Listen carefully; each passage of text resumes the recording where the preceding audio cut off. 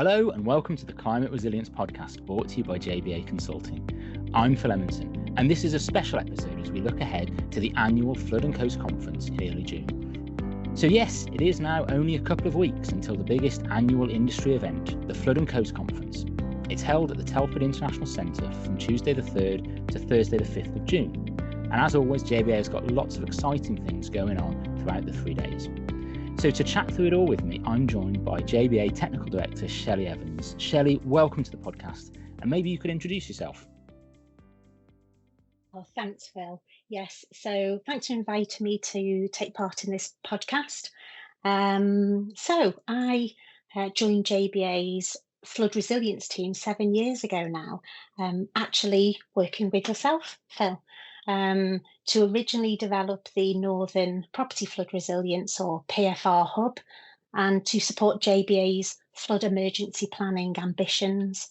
So over the years, we have done exactly that, and over the last 12 months, I've moved up into a discipline lead role where I now lead JBA's strategic direction for PFR.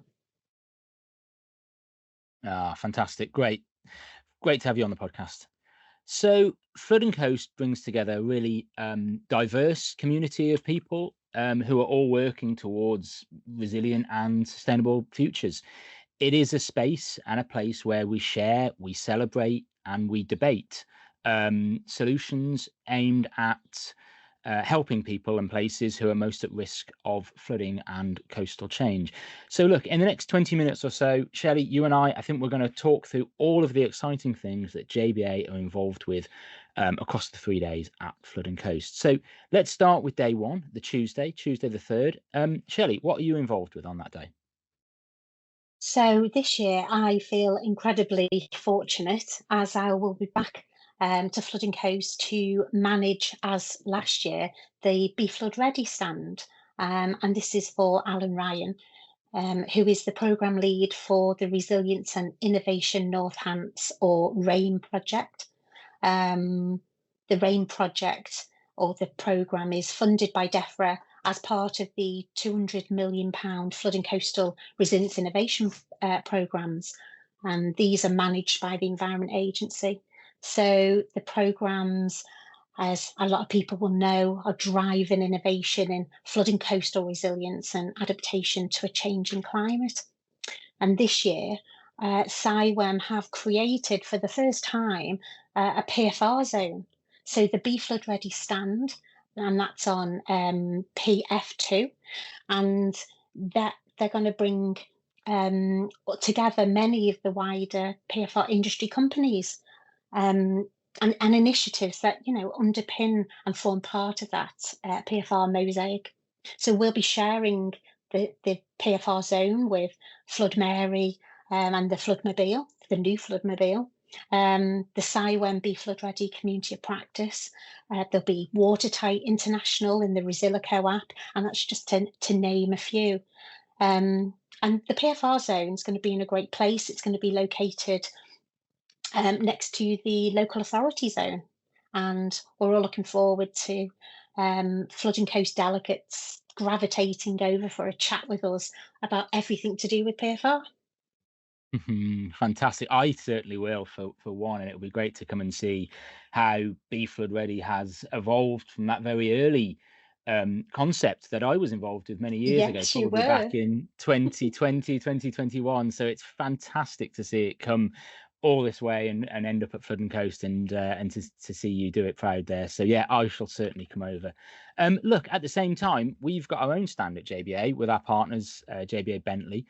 We're on stand E7. So if you've been to Flood and Coast before, you'll know where to find us. We're in the same location as we have been before. The theme of our stand this year is partnership and alliance, collaboration, and the importance of that in building whole society resilience to climate change. We've got a really unique and fun tool on our stand this year. I won't let the cat out of the bag at this stage, but do look out for more details on our social media feed in the next 2 weeks. And please come and visit and get involved. We'd love to see you. So So there we go. We know where Shelley's going to be on day one, and we know what's taking place at the JVA stand as well. Shelley, the evening of day one, you're involved in something really special as well, aren't you? So tell us a little bit more about what you're doing that night. So over the past 6 months, it's been quite an exciting time. Um, and I'm happy to say that the International Property Flood Resilience Association, which is being referred to by its shorter name of IPFRA, has its official launch reception on the evening of day one at Flooding Coast. The launch is being very kindly hosted for IPFRA by Floodery in a location just a few minutes walk from the Telford International Centre. So IPFRA then, it's been created by its founding members, founding member companies, of which JBA is part of that, along with Watertight International. You've got M3 Flood Tech, you've got RAB Associates, White House Construction, you've got FPS and Apex too. And this is being also chaired by our new chair, Graham Brogden. So our mission with IPFRA, which I am delighted to be a company director, is to support, promote and grow the PFR sector. And as it becomes an increasingly mainstream part of construction and environmental resilience strategies. So up until now, there's been no central organisation representing the interests of contractors and surveyors and installers and other professionals that work in the PFR sector. But through IPFRA, we aim to change that by providing that industry voice and encouraging that best practice in line with the Syria Code of Practice for Property Flood Resilience. Ah, amazing, amazing to hear. And may I just congratulate you, Shelley, on the launch of IPFRA. I know it's taken a long time, and it's a fantastic milestone in the continued mainstreaming of PFR in our industry and in our sector. And I think it's a really great potential that the association and organisation has. So, wishing you all the very best for that launch event on the Tuesday evening. I hope it goes really well. That's going to be quite a busy day for you, but I hear you've got an even busier day too, with lots of things that you're involved with. So take us through the running order of what your Wednesday looks like and where people can see you throughout the day. Yeah, so after a busy and probably a late Tuesday evening with the launch, um, Wednesday morning, we've got our first session, which is an 8 a.m. session. And this is for the Resilient ROCH FCRIP programme. And this is another programme close to my heart that JBA are intimately involved with. And we'll be supporting that workshop, and it's called Navigating the Realities of Insurance and Financial Resilience. The location is currently to be confirmed, but along with myself, the session is actually being led by Paul Cobbing, who is the former CEO of the National Flood Forum. Also Paul O'Hare, who is a senior lecturer in urban geography and development at Manchester Met University that we've worked for years with, Phil. Yeah. We've got somebody called Bernie Coughlin, who is an insurance broker from Royton Insurance. And this insurance company is really striving to do great things in the Northwest to help people get over that barrier of flood insurance. And he's a member of the British Insurance Broker Association. So the session will be there to discuss residential property insurance, which is an effective measure that we can use to improve our financial resilience to the impact of flooding. And the workshop will consist of an introductory presentation followed by input from local insurance broker and interactive participant discussion. And just to say that our surveyors in JBA, especially on the northern, in the northern offices, have all undertaken training in this as part of their work on the Resilient Roch FGRIP programme. So it's going to be fabulous to hold this with people in local authorities and so on, so they can really understand the underpinning difficulties faced with flood risk communities in their areas. The second then, that's it early in the morning. The second presentation of my day will be held in the Ludlow Suite 2 and 3, and that's at 1:45 till 3 p.m. And that's about building climate resilient communities. So this session is being chaired by Tracy Garrett, who is the current CEO of the National Flood Forum. And again, she'll be speaking with myself, Fran Common, who is the Rochdale Council programme lead for the Resilient Roch FGRIP programme. Again, I'm delighted that I'm going to be working with Paul Cobbing and Charlotte Jones from the National Flood Forum. And the session will be showcasing climate resilient initiatives that are already making an impact. So the attendees will gain that practical insight and actionable steps that they can take to strengthen resilience in their own communities or areas of work.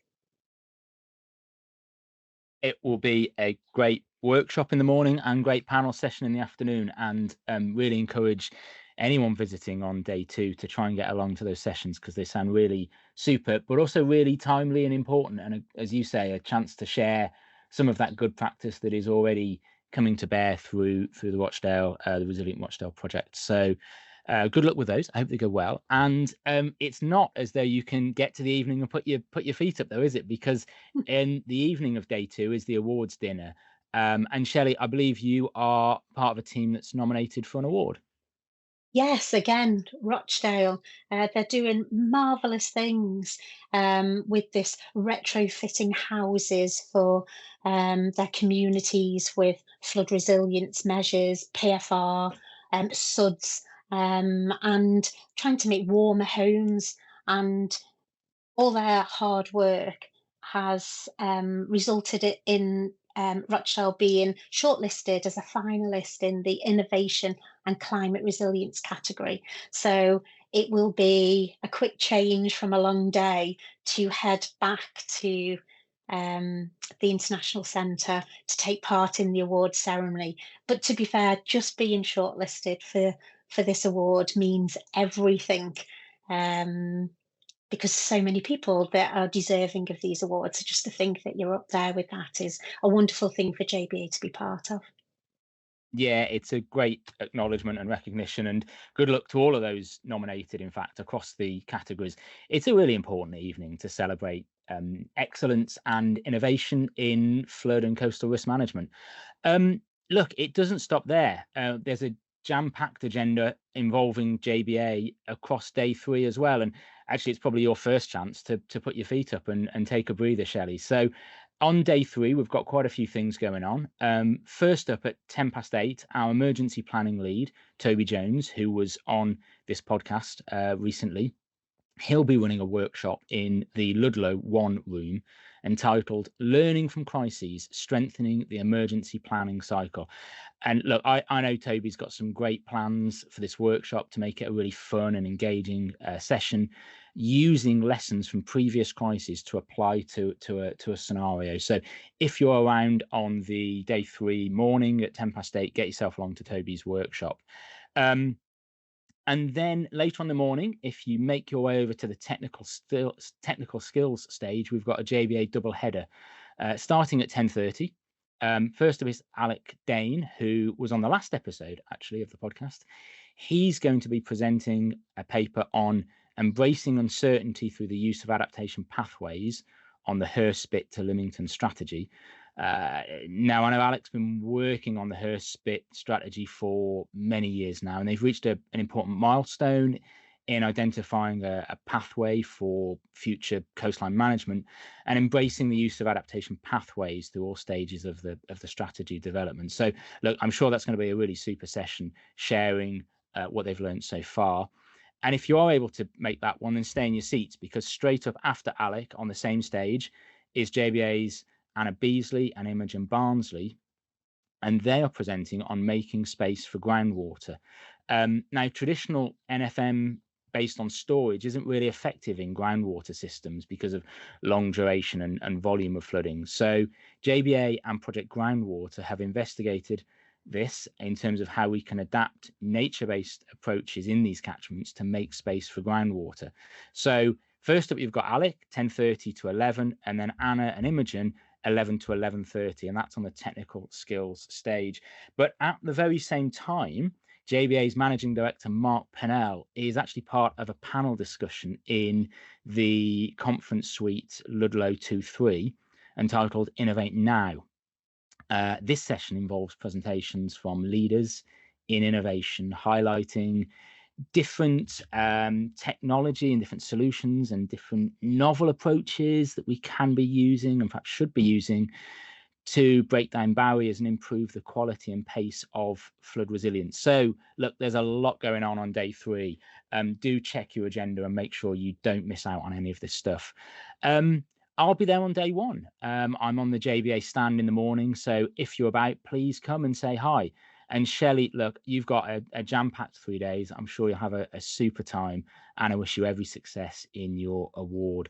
And thanks for coming on this episode and taking us through everything that you've got lined up. So we've reached the end of our time today. If you're visiting Flood and Coast, I hope you found this useful in explaining what we're up to at JBA, when, and indeed where across those 3 days. As always, if you've enjoyed listening, then please hit the subscribe button so you're ready for our next episode in a month's time. Till then, thanks for joining us. I'm Phil Evanson, and you've been listening to the Climate Resilience Podcast, brought to you by JBA Consulting.